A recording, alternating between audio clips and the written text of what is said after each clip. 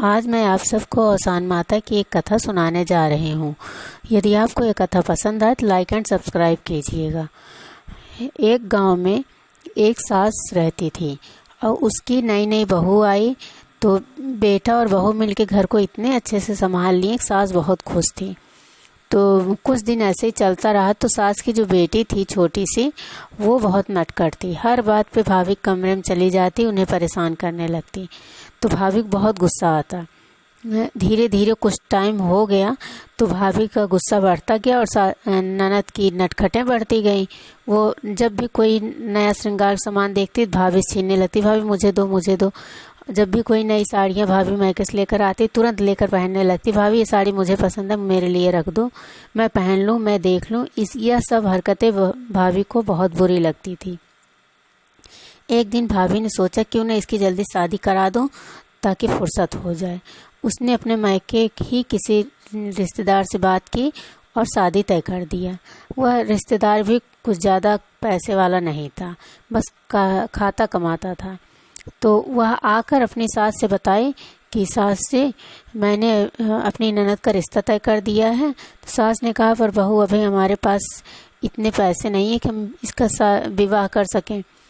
तो बहू ने कहा माँ जी आप कोई चिंता मत कीजिए, मैं और आपके बेटे मिलकर सारा कार्यक्रम देख लेंगे, कोई भी चीज़ की कमी नहीं होगी और आपको चिंता भी नहीं करनी पड़ेगी। सास बहुत खुश हुई कि मेरे बेटे बहू इतने लायक हैं कि मेरी बेटी की शादी बिना मेरी मदद के ही कर लेंगे। यह सोचकर सास खुशी होते रही। धीरे धीरे शादी का दिन भी आ गया करीब। बहू पूरे घर को पुतवा के चमकवा दी और घर के जितने भी कूड़े कचड़े पुराने सामान थे वो सब निकलवा के एक बोरे में भरवा दी और घर के अगल बगल जितने भी कंकड़ पत्थर ईंटें जाले मकाले रद्दी सामान थे उन सब की बड़ी बड़ी गठरियाँ बनवा दी।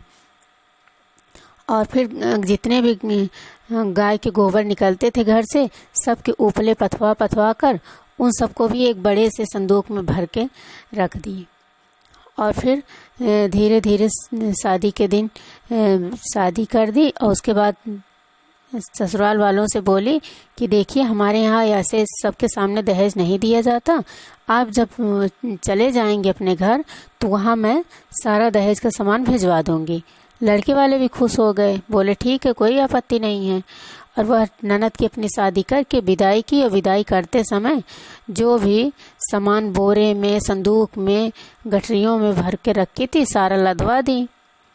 और ननद से बोली अपने सास को कह देना कि जो है दूसरे दिन ही गठरी खोलेंगी। हमारे यहाँ जब तक औसान माता की दूर-दूरियाँ नहीं चबवा दी जाती तब तक जो है ससुराल से मायके से आया हुआ सामान ससुराल में नहीं खोला जाता। ननद ने कहा ठीक है और वह फिर ससुराल पहुंच गई। सास ने सोचा कि जितने भी रिश्तेदार आए हैं उन सब के लिए कुछ न कुछ देकर विदाई करना चाहिए, तो इसलिए सब बहू के जो मायके से आया है उनमें से ही उपहार निकाल लेती हूँ। तो बहू ने कहा माँ जी मेरी भाभी बोली हैं कि जब तक औसान माता की दूर-दूरियाँ नहीं चबवाएंगी सास तब तक कोई भी सामान नहीं खोलेंगी, इसलिए आप औसान माता की दूर-दूरियाँ चबवा दीजिए। तो जो है उस ननद की सास ने कहा ठीक है बहू मैं वैसा ही करूँगी और उसने तुरंत ही दूर-दूरियाँ चबवाई। दूर-दूरियाँ चबवाने के बाद जैसे ही संदूक खोला तो इतने सारे उसमें सोने चांदी के गहने भरे हुए थे कि उनकी आंखें ही चुंधिया गई। और फिर उसके बाद जब गठरी खोली तो उसमें एक से बढ़कर एक सुंदर सुंदर साड़ियाँ थी। सास ने कहा तेरी भाभी तो बहुत ही अच्छे से तेरी विदाई की है। और उसके बाद जब बड़े वाले बक्से को खोली, बोरे को खोली तो बोरे में गेहूँ चावल भरे हुए थे और बक्सों में एक से बढ़कर एक सामान निकला। तो बहू की मायके से आया हुआ सामान देखकर सास तो फूली समा नहीं रही थी। वह अपने सभी रिश्तेदारों को उपहार दे देकर विदा की।